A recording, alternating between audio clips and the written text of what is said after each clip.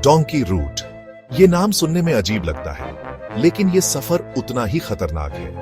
यह एक अवैध रास्ता है जहां लोग अमेरिका जाने के लिए जान जोखिम में डाल देते हैं। कई देशों का चक्कर लगाकर, समुद्र पार करके, जंगलों से गुजरकर ये रास्ता मौत को दावत देता है।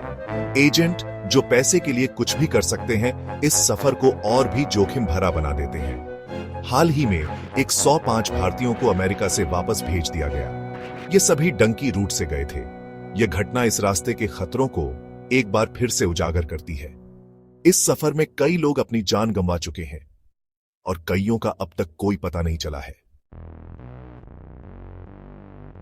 अगर डंकी रूट इतना खतरनाक है, तो लोग इसे चुनते ही क्यों हैं? इसका जवाब है एक बेहतर जिंदगी की तलाश।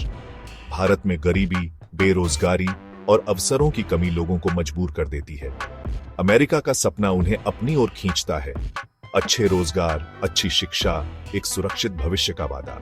यह सपना इतना बड़ा होता है कि लोग जान का जोखिम उठाने को तैयार हो जाते हैं। डंकी रूट एक अमात्र रास्ता नहीं है, बल्कि मजबूरी का एक ऐसा पहलू है जो लोगों को मजबूर कर देता है। अपने परिवारों से बिछड़ने का दर्द और अनिश्चितता के बावजूद वे इस खतरनाक सफर पर निकल पड़ते हैं।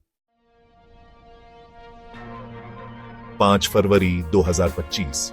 यह दिन उन 105 भारतीय परिवारों के लिए काला दिन बन गया, जिनके सपने चकनाचूर हो गए। अमेरिका ने इन सभी को वापस भारत भेज दिया। इन सभी ने डंकी रूट का इस्तेमाल किया था। उनके पास अमेरिका में रहने के लिए कानूनी दस्तावेज नहीं थे। यह घटना अमेरिका की सख्त आव्रजन नीतियों को दर्शाती है। परिवारों पर आर्थिक बोझ भी बहुत ज्यादा है। जमीन बेचकर, कर्ज लेकर उन्होंने अपने बच्चों के सपनों को साकार करने की कोशिश की थी। अब सब कुछ खत्म हो गया है। अब वे अपने घर लौट रहे हैं, लेकिन उनके सपने टूट चुके हैं। अमेरिका की आव्रजन नीतियां लगातार बदल रही हैं।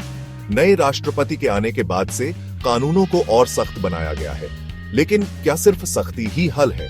हमें इस समस्या की जड़ तक जाना होगा। गरीबी, बेरोजगारी, इन्हीं कारणों से लोग अपनी जान जोखिम में डालते हैं। हमें ऐसे रास्ते तलाशने होंगे जहां लोगों को अपने सपनों को पूरा करने के लिए खतरनाक रास्ते न अपनाने पड़े। हमें एक बेहतर दुनिया बनाने की जरूरत है, जहां हर किसी को जीने का हक हो, सम्मान के साथ। भविष्य की आव्रजन नीतियों को समझदारी और सहयोग से बनाना होगा। इल्लीगल इमिग्रेशन ये बहुत ही कॉम्प्लेक्स इश्यू है। इसको टैकल करने के लिए हमें बॉर्डर्स के बियॉन्ड सोचना होगा। रूट कॉजेज पे ध्यान देना होगा। इंटरनेशनल कोऑपरेशन बहुत जरूरी है। सारे कंट्रीज को मिलकर उन रीजन्स में इकोनॉमिक अपॉर्चुनिटीज क्रिएट करने होंगे जहां सबसे ज्यादा पॉवर्टी और अनएम्प्लॉयमेंट है। एजुकेशन, हेल्थ केयर और इंफ्रास्ट्रक्चर में इन्वेस्ट करके हम लोगों को बेटर लाइफ बनाने के टूल्स दे सकते हैं, अपने ही घर में। और इमिग्रेशन पॉलिसीज ह्यूमेन और बैलेंस्ड होनी चाहिए।